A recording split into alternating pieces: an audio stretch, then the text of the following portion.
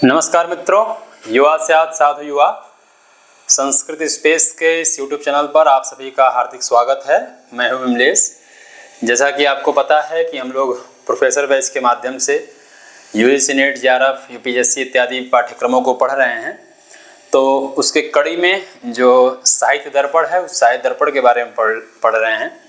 तो अभी तक हम लोगों ने साहित्य दर्पण में, आप लोग लास्ट वीडियो में देखे होंगे कि जो शुरुआत के दो टॉपिक आपके लगे हैं, एक है आपका काव्य की परिभाषा और दूसरा है काव्य की अन्य परिभाषाओं का खंडन। अर्थात जो पूर्व के आचार्य हुए, मतलब विश्वनाथ के पूर्व जिन्होंने काव्य के लक्षण के रूप में अपना मत प्रस्तुत किया है, तो उनके लक्षण को उपस्थापित करते हुए, उनके खंडन को बताते हुए विश्वनाथ जी अपना मत रखे हैं कि काव्य कहा किसको जाता है। ठीक है, तो काव्य की श्रेणी में उन्होंने जब सभी इन दो टॉपिकों के जितने भी महत्वपूर्ण बिंदु हैं, उन सभी पे हम लोग चर्चा कर लिए हैं, इसलिए यहाँ हम लोग चर्चा नहीं करेंगे। तो उसके आगे हम लोग चलेंगे आज। ठीक है, तो उसके बाद आप पाठ्यक्रम में देखेंगे कि आपका शब्द शक्ति लगा हुआ है। शब्द शक्ति में ब्रैकेट में दिया है क्या, मतलब संकेतक ग्रह दिया है। संकेतक ग्रह के बाद अभिधा, लक्षणा और व्यंजना। ठीक है, इसके बारे में हम लोगों को पढ़ना है, जिसमें से काव्य के लक्षण के रूप में आचार्य विश्वनाथ ने क्या कहा है कि वाक्यम रसात्मकम काव्यम। वाक्यम रसात्मकम काव्यम मतलब रसात्मक जो वाक्य होता है वही काव्य कहलाता है। ठीक है, तो आप देखेंगे कि इस लक्षण को देने के बाद उन्होंने उसी समय बता दिया था कि रस स्वरूपम निरूपयिष्यामः, मतलब रस के स्वरूप को हम आगे कहेंगे। अर्थात रस के स्वरूप को वो तीसरे परिच्छेद में कहेंगे। क्यों? क्योंकि आपका साहित्य दर्पण किसमें बटा हुआ है? परिच्छेद में। तो तीसरे परिच्छेद में रस के स्वरूप के बारे में वह चर्चा करेंगे। ठीक है, तो अब कह रहे हैं कि ठीक है, जो आप काव्य के लक्षण के बारे में बताए हैं उसमें तो रस को आप आगे बताएंगे। इसमें से बताइए वाक्य की जो चर्चा कर रहे हैं आप, वो वाक्य क्या कहलाता है? ठीक है, इस प्रश्न के उत्तर को लेकर के द्वितीय परिच्छेद की शुरुआत होती है। ठीक है, तो उसी में आप देखेंगे, इसी लिखा है सर्वप्रथम द्वितीय परिच्छेद खोलेंगे आप। हम लोग बार बार आपसे कह रहे हैं कि हम लोग पंक्तिशः अध्ययन कर रहे हैं। आपके सिलेबस के हिसाब से जितने भी पंक्ति हैं और जितना भी पाठ्यक्रम है उन सबको हम लोग अच्छे से पढ़ रहे हैं, इसलिए आप ध्यान से देखेंगे। तो उसमें आप जब द्वितीय परिच्छेद देखेंगे तो उसमें सबसे प्रथम लिखा है कि वाक्य स्वरूपम आह। ये उपोद्घात करते हैं। उपोद्घात का मतलब यह होता है कि प्रसंगानुकूल जो चीजें चल रही होती हैं उसी के बारे में जब हम चर्चा करने लग जाते हैं तो उसी को हम उपोद्घात कहते हैं। तो वाक्यम रसात्मकम काव्यम कहे तो उसमें से वाक्य क्या है, वाक्य का स्वरूप क्या है, इसके बारे में जब आकांक्षा होती है तो उसके बारे में वो उत्तर देते हैं। तो इसीलिए लिख रहे हैं कि वाक्यम वाक्य स्वरूपम आह। उसका लक्षण क्या देते हैं कि वाक्यम स्याद योग्यता आकांक्षा आसक्ति युक्त पदोच्चयः। ठीक है, मतलब पदों का समूह। एक तो पहले बताए कि पदों का समूह, एक एक चीज पे हम लोग चर्चा करेंगे। ठीक है, कि पद क्या है, वाक्य क्या है, और एक आता है आपका महावाक्य। ठीक है, तो पहले जो प्रसंग अनुसार दे रहे हैं उन प्रसंगों के अनुसार हम चलेंगे। तो सर्वप्रथम लोग बात करेंगे क्या, वाक्य के बारे में। तो इनके हिसाब से किसी भी वाक्य को पूर्ण होने में तीन चीजें जो होती हैं उनकी होने की आवश्यकता एकदम जरूरत पड़ती है। मतलब तीन चीजें उसमें आवश्यक होती हैं। ठीक है, उसमें कौन कौन है? तो कह रहे हैं कि योग्यता, आकांक्षा और आसक्ति युक्त पदोच्चयः। पदों के समूह को वाक्य कहते हैं। साधारण सा आप जानते हैं कि जो पद होता है और वह एक पद एक से अधिक बार जब हो जाते हैं तो वह पद क्या होता है? वह एक वाक्य के संरचना के रूप में, वाक्य के रूप में वह दिखाई देते हैं। ठीक है, तो जो पदों का जो समूह होगा वह कैसा होगा? तो वही बारे में कह रहे हैं कि योग्यता, आकांक्षा और आसक्ति युक्त, वह पद का समूह योग्यता, आकांक्षा और आसक्ति से युक्त ऐसा जो पदों का समूह होगा उसको हम क्या कहेंगे? वाक्य कहेंगे। ठीक है, तो यहाँ आप क्या जाने कि वाक्य किसे कहते हैं? योग्यता, आकांक्षा और आसक्ति से युक्त जो होता है उसे हम वाक्य कहते हैं। योग्यता, आकांक्षा, आसक्ति से युक्त जो पदों का समूह होता है उस समूह को हम वाक्य कहते हैं। ठीक है, अब देखिए इसमें आपके सामने कुछ चीजें आ रही होंगी। इसमें से योग्यता किसको कहते हैं? ठीक है, योग्यता क्या है, आकांक्षा क्या है और आसक्ति क्या है? ठीक है, आसक्ति क्या है? तो इन सब के बारे में भी वो वीडियो चर्चा करते हैं कि इस सामान्यतः तो वाक्य कहते किसे हैं। तो दो चीज तो यहाँ आप एकदम कंफर्म हो गए होंगे कि पदोच्चय मतलब पदों का समूह। पद मतलब राम, श्याम इत्यादि क्या है? ये पद हैं। तो इस माने राम घर जाता है, तो राम घर जाता है, इन समूह को मिलाते ये क्या पूरी संरचना क्या कहलाती है? वाक्य कहलाती है। ठीक है, तो ये तो सिंपल सा आप जान ही रहे होंगे। वाक्य मतलब उसको वाक्य कहते हैं। इसमें नया शब्द क्या खुल के आ रहा है? योग्यता, आकांक्षा और आसक्ति। अब इन तीनों के बारे में हम लोग चर्चा करेंगे कि कौन क्या कहलाता है। तो सबसे पहले योग्यता पे आते हैं। ठीक है, योग्यता कहलाता है अरे कि पदार्थानां परस्पर संबंधे बाधा अभावः। पदार्थानां परस्पर संबंधे बाधा अभावः अर्थात पदों के अर्थों के परस्पर संबंध का यदि संबंध का अभाव मतलब बाध का अभाव हो, पदों के परस्पर संबंध के बाध का अभाव हो, उसे हम क्या कहते हैं? योग्यता कहते हैं। ठीक है, ये तो सिंपल सा अर्थ हुआ। अब इसको समझ लेते हैं एक बार। देखिए ये इसलिए यहाँ पदार्था ऐसा नहीं कहा है। देखिए पदों के समूह को वाक्य कहते हैं, लेकिन पदों के अर्थ के परस्पर संबंध को, संबंध जहाँ पे बने उसको योग्यता कहते हैं। मतलब पद जो होता है, मान लीजिए ये राम है। ठीक है, अब ये राम क्या है? एक संज्ञा है, एक पद है। ठीक है, तो ये राम का जो अर्थ है, राम की जो परिणति है, इसका जो अर्थ होगा और इसके साथ मान लीजिए घर होगा, इसके साथ मान लीजिए जाता और है। ठीक है, अगर हम ये कहें कि पदों के परस्पर संबंध को, जैसे मान लीजिए राम में 2 अक्षर है, ठीक है, घर में 2 अक्षर है और श्याम में 2 अक्षर है। ठीक है, अगर पदार्थ नहीं कहते, केवल इतना कहते कि पदों के परस्पर संबंध, तो कभी जहाँ 2 अक्षरों के पद दिखाई दें उसको हम क्या कहें? योग्यता कहेंगे। ऐसा तो सिंपल है नहीं भाई। राम का, घर का, श्याम का क्या मतलब कुछ अर्थ निकल रहा है? कुछ अर्थ निकल रहा है। तो हर एक पद का अपना अपना एक अर्थ होता है और वह अर्थ, उस पदों के अर्थ आपस में एक दूसरे के जो पद हैं, उसके जो पदार्थ हैं, उस पदार्थों के साथ क्या कर रहा है? मेल खा रहा हो। ठीक है, मतलब उसके परस्पर संबंध का बाधा न बने, उसको हम योग्यता कहते हैं। ठीक है, उम्मीद करते हैं समझ गए होंगे आप।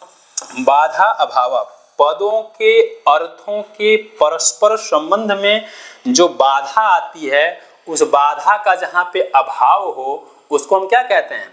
योग्यता कहते हैं। ठीक है, उदाहरण से समझ लेंगे। अभी देखिए कह रहे हैं कि पदोच्चयस्य तद एतद अभावेपि वाक्यत्वेपि वहनिना सिंचन्ति इत्यादि वाक्यत्वं स्यात्। ये तो बता दी है कि पदार्थों के परस्पर संबंध में जहाँ बाध का अभाव हो उसको हम क्या कहते हैं? योग्यता कहते हैं।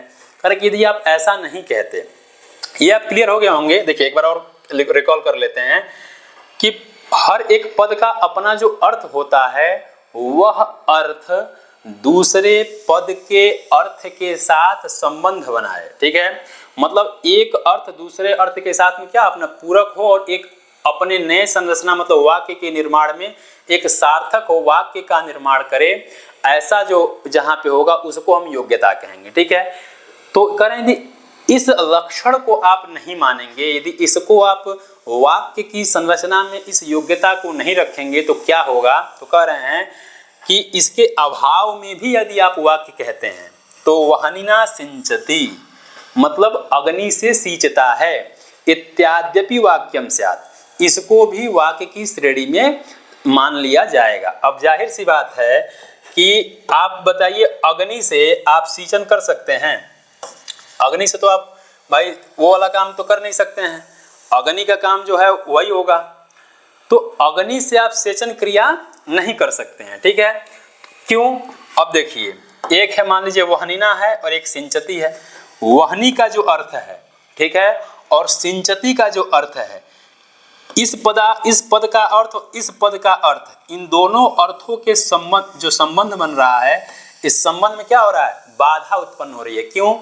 क्योंकि यह पद इस पद के अर्थ को पूर्ण नहीं कर पा रहा है। यानी अग्नि का जो सेचन क्रिया बता रहा है, उस सेचन क्रिया को करने में अग्नि क्या है, असमर्थ है। अग्नि का काम क्या है, सेचन क्रिया करना नहीं है, वो जलाना है, ठीक है।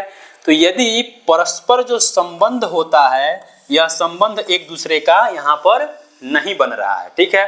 तो यदि आप ये कहते हैं कि परस्पर संबंध जहाँ पे न भी बने उसको वाक्य कहते हैं, तो हम इसको भी वाक्य कहने लगेंगे। इसीलिए लक्षण में कहा कि परस्पर संबंधे बाधा अभाव, जहाँ पदों के अर्थों के जो परस्पर संबंध हैं उसके बाधा में यदि अभाव हो, ठीक है, तो उसको हम योग्यता कहते हैं। तो इसमें बाधा हो रहा है, बाधा का अभाव नहीं है। क्यों?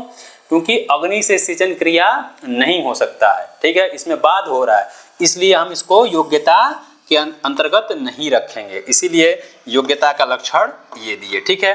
तो मान लीजिए पूछ दे कि इसमें योग्यता का लक्षण क्या है, तो इसको आप लोग अच्छे से ध्यान रखिएगा, ठीक है। इसलिए बाधा अभाव, कई बार कट करके भी दे देता है, बाधा अभाव क्यों, ऐसा मान लीजिए बाधा अभाव का ऐसे कुछ दे दे और दे दे योग्यता, आकांक्षा, आसक्ति या तीनों, तो इसको भी आप लोग अच्छे से ध्यान रखिएगा। तो उम्मीद करते हैं ये क्लियर हो गया होगा। आगे चलते हैं, अगला क्या बताए, अगला बताए आपका आकांक्षा। क्या बताए, आकांक्षा।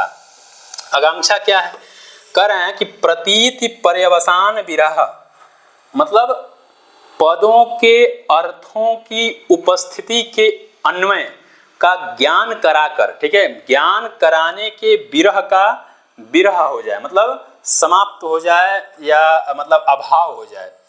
एक बार और समझेंगे इसको कि पदों के अर्थ, जो पद के अर्थ होते हैं, देखिए आकांक्षा, सामान्यतः आकांक्षा क्या होता है, जो पद के अर्थ होते हैं, प्रतीति परिअवसान विरह, मतलब एक पद बोले, ठीक है, और उस एक पद के बोलने के बाद ऐसा ना हो कि मान लीजिए कोई बोले कि राम, अब चुप हो जाए, तो इसका मतलब राम बोलने के बाद, ठीक है, इस राम शब्द के बोलने के बाद इसके आगे का जो अभाव हो रहा है वह अभाव न रहे। अर्थात कोई राम बोल रहा है, कोई श्याम बोल रहा है, तो यह बोलने के बाद सामने वाले के मानस पटल पे ये बिल्कुल आ जाए कि रुको रुको ये और कुछ कहेगा, इसलिए पहले चुप रहते हैं, इसको सुन लेते हैं।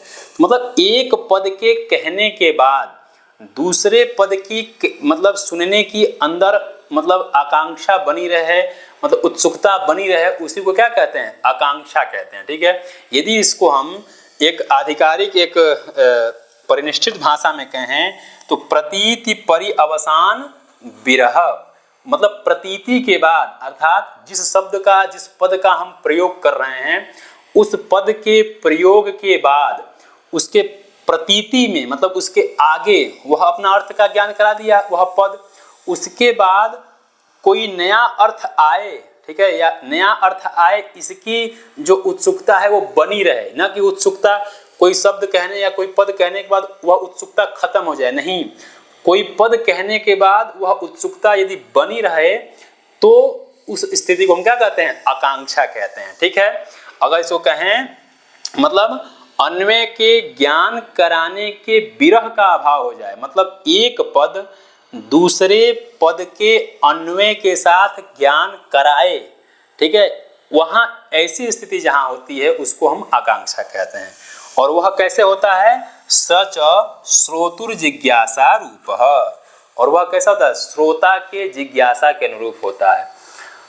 क्यों? क्योंकि जब आप किसी से बात करते हैं तो एक नॉर्मली देखते हो कि कुछ लोग प्राइवेट बात इत्यादि करते रहते हैं, तो कहते कहते कुछ कह जाते हैं, फिर उनको भाई आदमी फ्लो में तो बहुत कुछ बोल जाता है, तो बोलते बोलते बोल देता है, फिर उसको ध्यान आता कि अरे हम तो बहुत ज़्यादा बोल दिए, अरे चलो देख लेते हैं, तुम्हारे जैसे बहुत आए, छोड़ो, इतना कह के चुप हो गए। तब छोड़ो के बाद उसको लग रहा है कि ये मतलब सामने वाला तुरंत ये आभास हो गया कि ये लग रहा है कि और मूड में था, कुछ कहना चाह रहा था, तो तुरंत पूछेगा क्या कहना चाह रहे, क्या कहना चाह रहे थे तुम, तो इस तरह की जहां पे स्थिति हो जाए उसको हम क्या कहते हैं, आकांक्षा कहते हैं। ठीक है, इसीलिए कह रहा है ये आकांक्षा के लक्षण क्या दिए कि प्रतीति परि अवसान विरह। ठीक है, मतलब प्रतीति का अवसान, जो प्रतीति हो रही है उसके अवसान का विरह हो जाए। मतलब कोई भी पद अपने अर्थ को बताने के बाद दूसरे अर्थ के प्राप्ति का मतलब उत्सुकता उसमें बनी रहे, उस पद में हो, उसको हम क्या कहते हैं, उसका विरह हो जाए, उसको हम क्या कहते हैं, आकांक्षा कहते हैं। ठीक है, क्यों, अगर यदि इसको आप नहीं रखेंगे, यदि वाक्य की श्रेणी में यदि आप इसको नहीं रखेंगे तो क्या होगा, तो कह रहे हैं कि निराकांक्षस्य वाक्यत्वे, यदि बिना आकांक्षा के यदि वाक्य को कहेंगे आप तो क्या होगा, तो कह रहे हैं गौ अश्व पुरुषो हस्ति इत्यादि नामपि वाक्यत्वम स्यात्। कोई कह दे गौ अश्व हस्ति पुरुष, तो मान लीजिए गौ कह दे तो भी चुप हो जाएगा, तो कोई दिक्कत नहीं होगा, भाई गौ कहना चाह था कह दिया, अश्व कह दिया, मतलब इन तरह के शब्दों को कहने से किसी की आकांक्षा नहीं बनती है कि भाई वो कुछ कहना चाह रहा है। ठीक है, तो अगर वाक्य के लक्षण में यदि आप योग्यता के बाद आकांक्षा को नहीं रखेंगे तो ऐसे वाक्य भी क्या हो जाएंगे, आपके वाक्य की श्रेणी में आने लगेंगे। ठीक है, तो इसलिए आप इन सभी लक्षणों क्या करेंगे, अच्छे से ध्यान रखेंगे और इसको मान लीजिए अभिकथन कारण के रूप में पूछ सकता है। ठीक है, मान लीजिए अभिकथन दे दे कि ये क्यों होना चाहिए, मान लीजिए ये वाक्य के रूप में क्यों सही होना चाहिए, कारण यदि इसको आकांक्षा के रूप में सही नहीं मानेंगे तो ये जो आपका गौ अश्व पुरुषो हस्ति है इसको भी वाक्य मानने आदमी लग जाएगा। ठीक है, तो इसलिए आकांक्षा वाक्य के लक्षण में जरूरी है। ठीक है, तो क्या हो गया, योग्यता जान गए, आकांक्षा जान गए। अब तीसरा क्या है, आपका आसक्ति है। अब उसको देख लेते हैं कि वो क्या है। तो आसक्ति के बारे में कहते हैं कि बुद्धि अविच्छेद, अर्थात कहाँ चले जाते हो यार। ठीक है, बुद्धि अविच्छेद मतलब जो बुद्धि का अविच्छेद, मतलब सुनने की जो प्रक्रिया है, जो सुनने का जो क्रम है वह लगातार, मतलब मान लीजिए कोई बात आदमी बोल रहा है तो बोलने पे ये ऐसा रहे कि लग रहा है कि अभी चल रहा था ये दूसरे टॉपिक पे, कब यहाँ दूसरे टॉपिक समझ में नहीं आया। तो जहाँ बुद्धि की विच्छेद न हो, जहाँ सुनते सुनते पता चला कि यार क्या कह रहे हो समझ में नहीं आ रहा है, तो जहाँ बुद्धि की विच्छेद न हो उसको हम क्या कहते हैं, आसक्ति कहते हैं। जैसे अभी उदाहरण से स्पष्ट हो जाएगा कि बुद्धि विच्छेदे पे, यदि आप बुद्धि विच्छेद को वाक्य की श्रेणी में नहीं रखेंगे, मतलब आसक्ति को नहीं रखेंगे, तो मान लीजिए आज शाम को हम कहे कि देवदत्त शब्द से दिनांतर उच्चारितेन गच्छति पदेन संगति से। मान लीजिए अगर आसक्ति को आप नहीं रखेंगे तो आज शाम को कहे देवदत्त और कल जो सुबह हुआ फिर उसको देखे कहे जाओ, तो देवदत्त और जाओ दोनों का कोई मेल मिलाप नहीं है। ठीक है, तो यदि आसक्ति को नहीं रखेंगे, क्योंकि उस समय देवदत्त किस संदर्भ में किस प्रसंग में कह रहा था नहीं पता, गच्छति सुबह होते होते किस संदर्भ में कह रहा है भी नहीं पता। तो जो दोनों की जो आसक्ति है, जो दोनों का मतलब जो विच्छेद है, मतलब वह न हो। ठीक है, तो मतलब सुबह शाम को देवदत्त कहें, सुबह गच्छति कहें, तो ऐसे इन वाक्यों को, मतलब इन शब्दों को भी वाक्य की श्रेणी में मान्य लिया जाएगा। क्यों, क्योंकि यदि आप बुद्धि का अविच्छेद नहीं कहेंगे तब। ठीक है, तो जहां बुद्धि का विच्छेद न हो उसको हम क्या कहते हैं, आसक्ति कहते हैं। ठीक है, तो इस प्रकार से लक्षण में क्या बताया कि वाक्यम स्याद योग्यता आकांक्षा आसक्ति युक्त पदोच्चय। ठीक है, तो पदोच्चय क्या कहलाता है, पदों का समूह। ठीक है, वाक्य होता है, वह पद का समूह कैसा होना चाहिए, तो योग्यता, आकांक्षा और आसक्ति। ठीक है, इसलिए अब योग्यता क्या है, आकांक्षा क्या है और आपका आसक्ति क्या है, इसके बारे में भी जान लिया। ये भी ध्यान रखिएगा कि कई आचार्य वाक्य के स्वरूप के बारे में चर्चा किए हैं। तो कई लोग योग्यता आकांक्षा मानते हैं, कई लोग आकांक्षा योग्यता सन्निधि मानते हैं। ठीक है, तो विश्वनाथ जी क्या क्रम मानते हैं, तो क्रम को ध्यान रखिएगा। ये क्रम क्या मानते हैं, योग्यता, आकांक्षा, ठीक है, और आसक्ति। ठीक है, ये क्रम मानते हैं। इस क्रम का जो पद का समूह हो उसको हम वाक्य कहते हैं। ठीक है, तो इस प्रकार से वाक्य क्या होता है इसके बारे में ये चर्चा कर दी है। ठीक है, तो उम्मीद करते हैं आप लोगों को समझ में आ गया होगा। अब आगे चलते हैं अगले पे। कर रहे हैं आगे, एक किसी को शंका समाधान हो गया होगा कि अत्र आकांक्षा योग्यतयोः आत्मार्थ धर्मत्वेपि पदोच्चय धर्मत्वम उपचारात्। करेंगे बात बताइए, अगर हम हैं, ठीक है, जो आकांक्षा होती है ना, आकांक्षा वो तो आत्मा का धर्म है ना। अगर हम किसी चीज को देखते हैं तो उसको मतलब मान लीजिए हम जा रहे हैं कि खूब गर्मी हो रही है, ठंडा देख लिए, तो देख के तुरंत मन करता है कि यार ठंडा पी लिया जाए, थोड़ा सा मजा आ जाए। तो ये जो आकांक्षा हो रही है ठंडे के प्रति, ये तो आत्मा का धर्म है ना, पद का तो धर्म तो है नहीं। तो आप कैसे पद के अंदर इसको मान रहे हैं? दूसरा जो योग्यता होता है, वो योग्यता तो पद के अर्थ के अंदर रहता है, पदार्थ में रहता है, फिर भी ये पद के अर्थ का धर्म है। तो ये दोनों धर्म क्या हैं? एक साथ, मतलब दोनों अलग अलग धर्म हैं।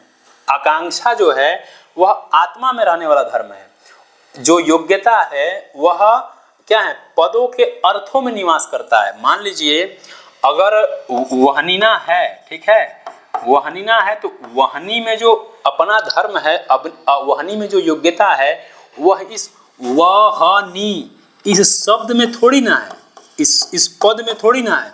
इस पद का जो अर्थ है, इस अर्थ में इस वहनी की योग्यता है। ठीक है, तो दोनों के धर्म अलग अलग हैं।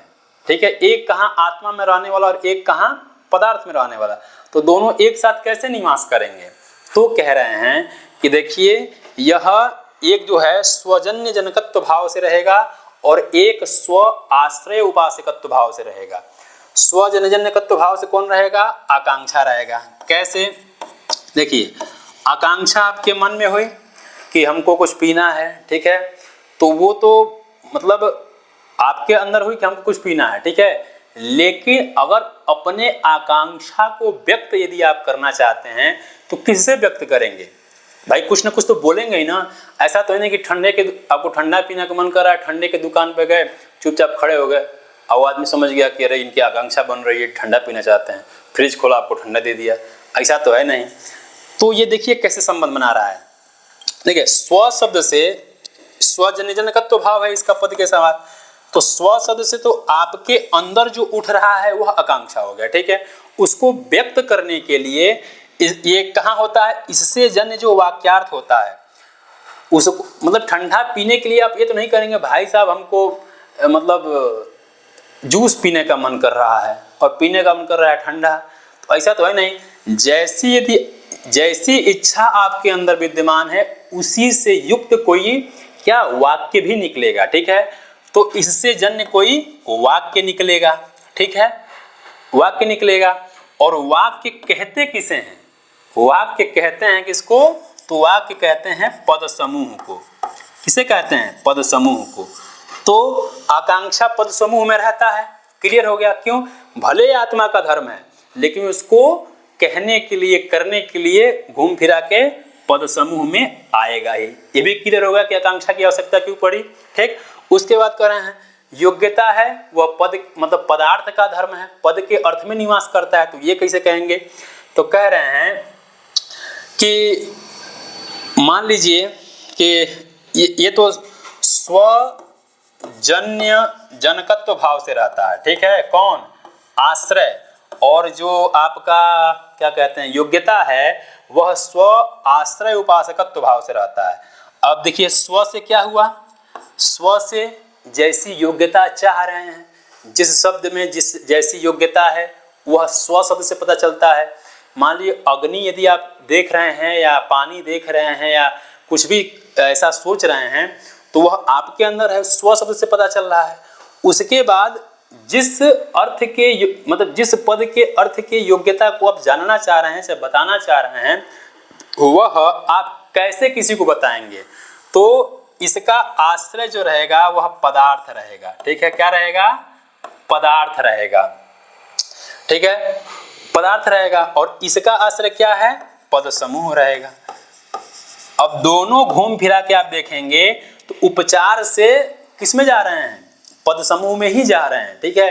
तो इसलिए दोनों के इन शॉर्ट यहाँ कहने का क्या मतलब है कि आकांक्षा और योग्यता का जो धर्म है वो अलग अलग रहने के बावजूद भी यह पद समूह में उपचार से रहते ही हैं। ठीक है, मान लीजिए यदि आपको सर में दर्द है, तब ये थोड़ी ना सर में दर्द है तो हम डायरेक्ट यहीं मारे दर्द ठीक हो जाएगा। उसका उपचार तो कुछ अलग से है, मुंह में दवा खाएंगे, अंदर जाएगा, अपना काम करेगा, सर दर्द ठीक होगा। ठीक है, तो उपचारात दवा से ही ठीक होगा। ठीक है, तरीका अलग अलग हो सकता है, लेकिन मेन काम तो सर दर्द ही ठीक करना है। तो आकांक्षा, योग्यता और आसक्ति से युक्त जो होता है, ऐसे पद के समूह को क्या कहते हैं? वाक्य कहते हैं। ठीक है, तो इस प्रकार से वाक्य का जो कंसेप्ट है कि वाक्य कहते किसे हैं, ये कंसेप्ट आपका पूरा हो गया।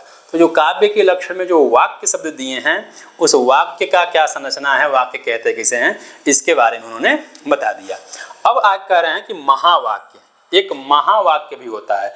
तो उसके लिए क्या कह रहे हैं? उसके लिए कह रहे हैं कि वाक्योच्चयो महावाक्यम, वाक्योच्चयो महावाक्यम, एक वाक्य होगा और वाक्यों के समूह को क्या कहेंगे? महावाक्य कह देंगे। अगर एक साथ कई वाक्य लिख देंगे तो एक खूब ज्यादा महावाक्य नहीं दिखने लगेगा, तो वाक्यों के समूह क्या कहते हैं? महावाक्य कहते हैं। और साथ देखिए, योग्यता आकांक्षा आसक्ति युक्त इत्येव, ये भी योग्यता आकांक्षा और आसक्ति से युक्त होना चाहिए। कौन? महावाक्य भी। ध्यान रखिएगा, वाक्य और महावाक्य दोनों योग्यता और आकांक्षा से क्या होते हैं? युक्त होते हैं। ऐसा नहीं कि यहाँ पढ़ रहे हैं गाय की कविता, यहाँ पढ़ रहे हैं कुत्ता का कविता, यहाँ भेड़िया का कविता, यहाँ बकरी का, कहें कि ये महावाक्य है। तो एक ऐसा झंड महावाक्य है, किसी तरह का महावाक्य नहीं है। इन सभी वाक्यों का यदि एक दूसरे से संबंध न बने तो इसको आप वाक्य कह सकते हैं? नहीं कह सकते हैं। ठीक है, तो इसलिए इसमें भी योग्यता आकांक्षा आसक्ति की आवश्यकता पड़ती है। ठीक है, इस प्रकार से इत्थम वाक्यम द्विधा मतम। ठीक है, इस प्रकार से इत्थम मतलब वाक्यत्वेन महावाक्यत्वेन। ठीक है, मान लीजिए इत्थम वाक्यम द्विधा मतम यहाँ जो दिया है, पूछ देते इत्थम से क्या मतलब है? वाक्य और महावाक्य इस तरह से दो प्रकार के कौन होते हैं? वाक्य दो तरह के होते हैं, एक होता है वाक्य, एक होता है महावाक्य। तो इत्थम का अर्थ क्या है यहाँ पे? वाक्य और महावाक्य। ठीक है, तो वाक्य किसे कहते हैं, महावाक्य किसे कहते हैं, ये दोनों चीजें आपको उम्मीद करते हैं कि समझ में आ गया होगा। ठीक है, यदि आपको किसी भी चीज के बारे में अच्छे से समझ में ना आए, तो देखिए केवल यहाँ सिलेबस पूर्ण कर देना ही लक्ष्य नहीं है। हम यहाँ मान लीजिए सत्यनारायण व्रत कथा बोल दें, ठीक है, और आप सुन लें और अंतिम में प्रसाद लेके निकल लें, तो वो नहीं। प्रसाद लीजिए भी और खाइए भी, और खा करके उसको पचाइए भी। ठीक है, तो इसको अच्छे से समझिए, समझ करके आप इसको अच्छे से धारण कर लीजिए, ताकि यहाँ से किसी भी तरह के प्रश्न बने तो आपके गलत न हो। यदि आपको कहीं कन्फ्यूजन हो रहा है, किसी तरह की दिक्कत हो रही है, तो आप बिल्कुल कमेंट बॉक्स में क्वेश्चन करके पूछिए। इसको अगले इसके बाद जो वीडियो होगा, पहले उस टॉपिक को क्लियर करेंगे, फिर आगे चलेंगे। ऐसा नहीं कि हम केवल टॉपिक पूरा करते जाएं और कोई मतलब न बने। ठीक है, तो इस बात को ध्यान रखिएगा। ठीक है, आगे चलते हैं। आगे क्या है? आगे है आपका उत्तम चतंत्र वार्तिके, और एक कुमारिल भट्ट हैं। कुमारिल भट्ट क्या कहते हैं? कुमारिल भट्ट की रचना है। कुमारिल भट्ट भी क्या कहते हैं? मतलब अपने तंत्र वार्तिक में कहते हैं, शायद उन्हीं की है, कुमारिल भट्ट की। उसमें महावाक्य की संरचना के बारे में कहते हैं कि स्वार्थ बोध समाप्तानाम अंगांगित्व विपेक्षया वाक्यानाम एक वाक्यत्वम पुनः संहत्य जायते। मतलब स्व अर्थ बोध समाप्तानाम, कोई भी वाक्य स्व अर्थ, अपने अर्थ के बोधन कराने के बाद, मतलब अपने अर्थ के बोधन की समाप्ति के बाद, समाप्तानाम अंगांगित्वम अपेक्षया। ठीक है, मतलब पुनः वही वाक्य जो एक बार अपने अर्थ को बता दिया है और बता करके समाप्त हो गया। ठीक है, और वही वाक्य पुनः एक आकांक्षा को धारण करके, ठीक है, किसको? पुनः आकांक्षा से मिल करके, मान लीजिए राम घर जाता है और घर जाते समय ऐसे वाक्य हो, और उस वाक्य राम घर जाता है, और दूसरा हो कि घर जा करके वह खाना भी खाता है। ठीक है, तो एक वाक्य है, तो राम घर जाता है, यह वाक्य अपने अर्थ का बोधन करा के समाप्त हो गया, ठीक है। और यही वाक्य अपने पुनः आकांक्षा को उपस्थापित करके पुनः आकांक्षा से दूसरा जो वाक्य है कि वह घर जाकर के खाना भी खाता है, इस आकांक्षा से उस दूसरे वाक्य से क्या हो रहा है, पूर्ण हो जा रहा है, मिल जा रहा है, ठीक है। क्यों? क्योंकि घर जा रहा है तो घर ही जाकर ये भी काम कर रहा है, तो आकांक्षा एक दूसरे के वाक्यों से बन रहा है, ठीक है। तो एक वाक्य दूसरे वाक्यों से आकांक्षा से मिल जा रही है, ठीक है। तो एक वाक्य दूसरे वाक्य से मिल करके जब पूरा एक साथ पढ़ेंगे आप, मान लीजिए एक एक वाक्य पढ़ते गए, ठीक है, और एक एक वाक्य पढ़ करके दूसरे वाक्यों के साथ उसकी संरचना आप मिलाते गए, तो अंतिम में आप पाएंगे यार लग रहा है किसी की कहानी है, ठीक है। इस तरह से होता है ना। तो आकांक्षा से मतलब एक वाक्य पुनः आकांक्षा से दूसरे वाक्य से मिलकर जो एक नए वाक्य मतलब एक जो नए अर्थ की संरचना करता है, जो एक नया अर्थ का प्रतिपादन करता है, उसको क्या कहते हैं हम, महावाक्य कहते हैं, ठीक है। ये किसका मत है, यह तंत्र वार्तिककार का मत है। अर्थात वाक्य और महावाक्य दो तरह के होते हैं, ठीक है। तो इन दोनों लक्षणों को आप लोग ध्यान रखिएगा। यदि परीक्षा में पूछ दे यह लक्षण किसके संदर्भ में आया है या कौन इसको कहा है, तो ये मत ध्यान रखिएगा कि विश्वनाथ जी के किताब में लिखा है तो इसके लेखक विश्वनाथ जी हैं, तो वो टिक कर देंगे तो आपके मालिक भगवान विश्वनाथ ही होंगे, ठीक है। तो विश्वनाथ नहीं है, ये आपके तंत्र वार्तिककार ही हैं, ठीक है। तो ये वाक्य और महावाक्य का यहाँ चीजें खत्म करते हैं। अब आगे कहते हैं तत्र वाक्यम स्यात् शून्यम वासगृहम्। शून्यम वासगृहम् बिलोक के शयनाथ, ये जो श्लोक है यह किसका उदाहरण है, यह वाक्य का उदाहरण है, ठीक है। और महावाक्यम यथा रामायण महाभारत रघुवंश, ठीक है। क्यों? क्योंकि शून्यम वासगृहम् तो केवल एक श्लोक है ना, और रामायण महाभारत में तो पूरा, अब रामायण तो एक श्लोक है नहीं, रामायण में बहुत सारे श्लोक हैं, बहुत सारे गद्य पद्य हैं, तो एक साथ आएंगे वो सभी क्या हैं, मिलकर के एक महावाक्य के निर्माण कर रहे हैं। इसलिए वाक्य का उदाहरण आपका शून्यम वासगृहम् है और महावाक्य का उदाहरण आपका रामायण महाभारत और रघुवंश है, ठीक है। ये आपका हो गया। उसके बाद आता है आपका क्या, हाँ, तो यहाँ आपका जो वाक्य और महावाक्य का कंसेप्ट था वह क्लियर हो गया और उम्मीद करते हैं कि ये चीजें आपको स्पष्ट हो गई होंगी, ठीक है। अब देखिए एक चीज क्या है, यहाँ पे कह रहे हैं कि यहाँ तो आप बता दिए कि पदों के समूह को वाक्य कहते हैं, ठीक है, समूह को वाक्य कहते हैं। तो यहाँ पे वाक्य कहते हैं, तो वाक्य क्या होता है ये तो आप पूरा चीज बता दिए, इसकी सब तिकड़म भाई जितना था सब बता दिए। अभी बताइए पदों का समूह जो कह रहे हैं, तो इस समूह में जो पद का जो समूह कह रहे हैं वो पद क्या होता है, पद का क्या मतलब होता है, तो अब उसके बारे में बता रहे हैं कि पद कहते किसे हैं, ठीक है। तो ये कह रहे हैं कि तत्र पदोच्चयो वाक्यमित्युक्तम, पदों के समूह को वाक्य कहते हैं, इसको तो कह दिए। तो एक बात बताइए तत्र किम पद लक्षणम, तो पद का लक्षण क्या होता है, पद किसे कहते हैं, तो इसकी संज्ञा कहते हैं कि वर्णाः पदम प्रयोगार्हान अनन्वितैकार्थ बोधकाः, प्रयोगार्हान अनन्वितैकार्थ बोधकाः वर्णाः पदम, ठीक है। वर्णों के समूह को पद कहते हैं। सिंपल सा बात जान रहे हैं, लेकिन थोड़ा सा ये कुछ विशेष कर देंगे, इसीलिए थोड़ा दिए भी हैं। तो पदों के समूह को वाक्य कहते हैं, तो वर्णों के समूह को पद कहते हैं। अब उसमें देखिए कि अब इसकी स्थिति क्या बता रहे हैं, तो कह रहे हैं यथा घट, जैसे घट, घट क्या है, एक पद है, तब घट को एक पद कैसे कह सकते हैं आप, ठीक है। तो दे रहे हैं कि प्रयोगार्हेति प्रातिपदिकस्य व्यवच्छेदः। एक बात आप सुने होंगे संस्कृत वाङ्मय में क्या होता है, जैसे देखिए हिंदी हम बोलते हैं ना, तो हिंदी में तो ऐसे बोल देते हैं, तो मतलब हम सुने रहते हैं, उसको हम व्यवहार में जाने रहते हैं, उसका उपयोग करते हैं। लेकिन संस्कृत वाङ्मय में जो सुबंत और तिगंत से युक्त पद नहीं हो, मतलब शब्द नहीं होता, उसको हम पद नहीं कहते हैं। जिसके अंत में सुप प्रत्याहार और तिंग प्रत्याहार न लगे हों उनको हम पद नहीं कहते हैं, ठीक है। तो इसलिए कह रहा है कि नापि केवला प्रकृति प्रयोक्तव्या और नापि केवल प्रत्यय, नहीं केवल प्रकृति का प्रयोग किया जाता है और ना कि केवल प्रत्यय का। ठीक है, ऐसा तो है नहीं कि आप मतलब केवल प्रकृति, ठीक है, मान लीजिए भू धातु है, ठीक है, और भू धातु से ती प्रत्यय होता है, तो भवती कहने के लिए आप कह दीजिए भू, तो भवती थोड़ी ना कोई समझेगा। मान लीजिए भवती कहने के लिए ती, ऐसा तो है नहीं। जब तक भू और ती दोनों मिल नहीं जाएंगे तब तक आप इसको भवती नहीं कह सकते हैं।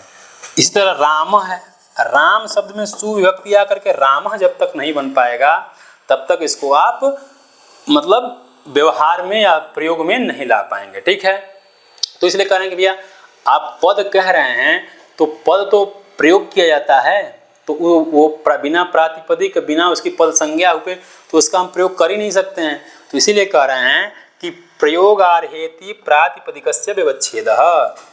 इसीलिए यहाँ लक्षण में कर दिया कि प्रयोगार्ह मतलब वर्ण, मतलब वह पद कैसे होना चाहिए, मतलब वह वर्ण कैसे होना चाहिए, जो वर्णों का जो समूह होता है वह वर्णों का समूह कैसा होना चाहिए, तो प्रयोगार होना चाहिए। प्रयोग करने की सामर्थ्यता उसके अंदर विद्यमान रहे।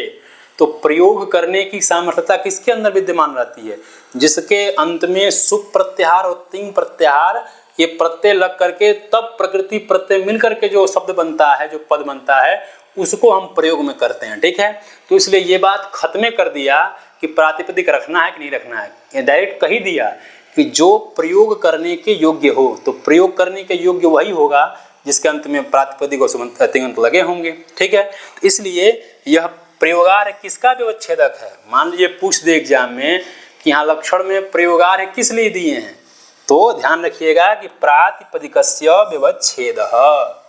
प्रयोगार शब्द किस लिए दिए, प्रातिपदिकस्य व्यवच्छेदः। ठीक है, इसलिए ध्यान रखिए। अब आए कह रहे हैं कि अनन्वित वाक्य महावाक्ययोः। ठीक है, अनन्वित क्यों दिए, जैसे मान लीजिए कि एक शब्द दे दिए घट, ठीक है, वह वर्णों का समूह एक दूसरे से अन्वय न करे। क्या करे, एक दूसरे से अन्वय न करे। कैसा अन्वय न करे, तो ऐसा अन्वय न करे कि एक घट है और एक मान लीजिए यहाँ लिख दिए कि राम घर जाता है, वाक्य लिख दिए। यदि आप इस घट को इसके साथ भी मिलाने लगेंगे तो यहाँ तो आदमी कंफ्यूज हो जाएगा कि साला ये वाक्य है कि पद है। तो जो वाक्य और महावाक्य से क्या करे, मतलब अन्वय न खा रहा हो, इसका अपना स्वयं का स्वतंत्र हो।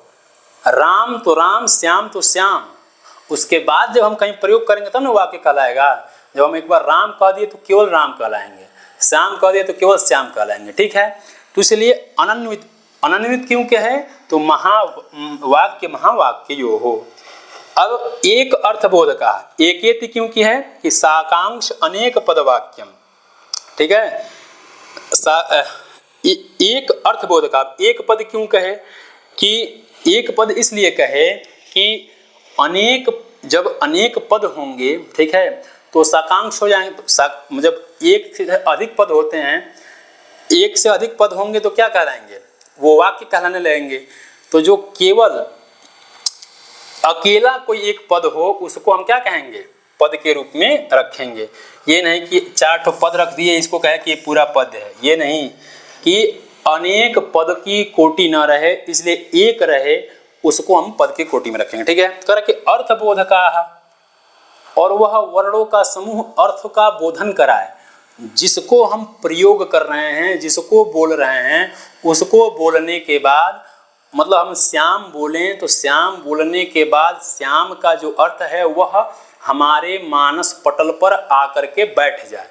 इस तरह से अर्थबोधक भी वर्ण होना चाहिए। नहीं तो क च ट त प इत्यादि नाम, इसको भी क्या कहें, पद कहने लगेंगे। इसी तरह एक पद नहीं रखेंगे तो साकांक्ष अनेक पद जो होते हैं वो भी पद कहलाने लगेंगे। इसलिए एक कहा, और अर्थबोधक क्यों कहा, कि मान लीजिए क च ट ये लिख दीजिए, तब कहिए कि ये भी एक पद है, तो ये पद थोड़ी ना है। क्यों, क्योंकि इसमें किसी का अपना अर्थ है। जब एक साथ मिल करके जब वर्णों के समूह जब पद बनेंगे तब ना अर्थ होगा। इसलिए क्या होना चाहिए, अर्थबोधक होना चाहिए। ठीक है, वर्णाः इति बहुवचनम अविवक्षितम। ठीक है, वर्णा, यहाँ वर्णा जो दिया है वो बहुवचनांत नहीं है, बहुवचन यहाँ विवक्षित नहीं है। ठीक है, यहाँ पूछ दे कि वर्णा यहाँ बहुवचन विवक्षित है कि नहीं, तो अविवक्षित है। क्यों? क्योंकि कई बार क्या होता है कि एक दो वर्णों के समूह से भी पद बन जाते हैं, और कई बार हो जाता है कि बहुत से वर्ण मिलकर के एक शब्द बनते हैं। ठीक है, तो ये जरूरी नहीं है कि जो बहुत से वर्ण मिले तब वह जो पद बनेंगे उसी को पद कहेंगे, ऐसा नहीं है। दो वर्णों के समूह को भी हम पद कह सकते हैं। अब घट क्या है? घट में घ है, ट है। अब ऐसा थोड़ी ना कि इसको बहुवचन कहते तब तो ये घट पद के अंतर्गत आएगा ही नहीं। ठीक है, इसलिए वर्णः इति बहुवचनम अविवक्षितम। ठीक है, इसलिए वाक्य किसे कहे ये भी बता दिया, पद किसे कहते हैं, और पद में भी प्रयोगार्हान अन्वयिकार्थबोधक का जो लक्षण दिए हैं उसमें से प्रयोगार्ह क्यों बताए, अनन्वित क्यों बताए, एक अर्थ एक क्यों बताए, अर्थबोधक क्यों बताए, यह क्यों बताए, ये सभी लक्षण को आप लोग अच्छे से ध्यान रखिएगा समझने के साथ साथ, क्योंकि यह अभिकथन कार्य के रूप में भी चाहे जैसे मन करे वैसे पूछ सकता है। ठीक है, तो इस प्रकार से पद किसे कहते हैं ये भी हमको लगता है कि क्लियर हो गया होगा। अगर नहीं क्लियर हुआ होगा तो आप बिल्कुल कमेंट बॉक्स में पूछ सकते हैं। ठीक है, तो यहाँ से तो अब कह रहा है, अब आगे कह रहा है कि देखिए ये तो आप बता दिए कि अर्थबोधकाः वर्णाः पदम, और ये सब होते हैं और अर्थबोधक होने चाहिए। तो भैया जो अर्थ आप चिल्ला रहे हैं वो अर्थ हो मतलब है क्या, उसका मतलब क्या है, तो उस पर चर्चा करेंगे। तो कह रहे हैं कि अर्थवाच्यश्च लक्ष्यश्च व्यंग्यश्चेति द्विधा मतः। ठीक है, अब देखिए ये अर्थ जो कह रहे हैं ये तीन प्रकार के होते हैं। कौन कौन? एक वाच्य होता है, एक लक्ष्य होता है और एक व्यंग्य होता है। ठीक है, कितने कितने होते हैं? अर्थ तीन प्रकार के होते हैं। ठीक है, तो इस प्रकार से हम लोगों ने, ठीक है, वीडियो ज़्यादा लंबा हो रहा है तो ये भी तो ध्यान देना है कि आपको बोरिंग भी ना हो। तो इस प्रकार से द्वितीय परिच्छेद में जो काव्य लक्षण के अंतर्गत जो वाक्य शब्द आया था उसी में वाक्य किसे कहते हैं, तो वाक्य के बाद महावाक्य किसे कहते हैं, वाक्य के समूह को महावाक्य कहते हैं, पदों के समूह को वाक्य कहते हैं, उसमें से पद किसे कहते हैं तो वर्णों के समूह को पद कहते हैं। इस प्रकार से उसमें जितनी भी सारी बातें थीं उन सभी बातों के बारे में हम लोगों ने चर्चा कर लिया है। उसमें जो अर्थबोधक हैं वो अर्थ कितने तरह के होते हैं, वाच्य और लक्ष्य और व्यंग। ठीक है, यहाँ तक हम लोगों ने चर्चा कर लिया है। अब आगे आपका आएगा शब्द शक्ति, मतलब उस अर्थ को बताने के लिए, अर्थात शब्द शक्ति के बारे में चर्चा कर ले रहे हैं कि जब आप मान लीजिए बोले कि अबे मारेंगे एक झापड़, ऐसे किसी को बोल दिए तो मारेंगे एक झापड़, ये क्या है? एक शब्द है, मारेंगे एक शब्द है, झापड़ शब्द है, लेकिन कहने के बाद वो सामने वाला बुरा क्यों मान जा रहा है? आखिर क्या मत बात बोल दिया भाई। तो जो कहने के बाद जो तुरंत उसको समझ में आ जा रहा है और समझ के तुरंत उसको लग रहा है कि अरे बाप रे बाप हमको मारेगा, चढ़ाई करना पड़ेगा, रेलो साले को। तो जब ये भाव आपको जो पता चल रहा है और जिसके माध्यम से पता चल रहा है और जो आपको पता लगवा रहा है वही एक शक्ति है, और उसी को हम शब्दों की शक्ति कहते हैं। और वह शब्दों की शक्ति कितनी होती है, क्या होती है, कैसे होती है, इन सभी टॉपिकों के बारे में हम लोग आगे वाले वीडियो में चर्चा करेंगे। तब तक के लिए आप सभी को नमस्कार। युवा स्यात् साधु युवा।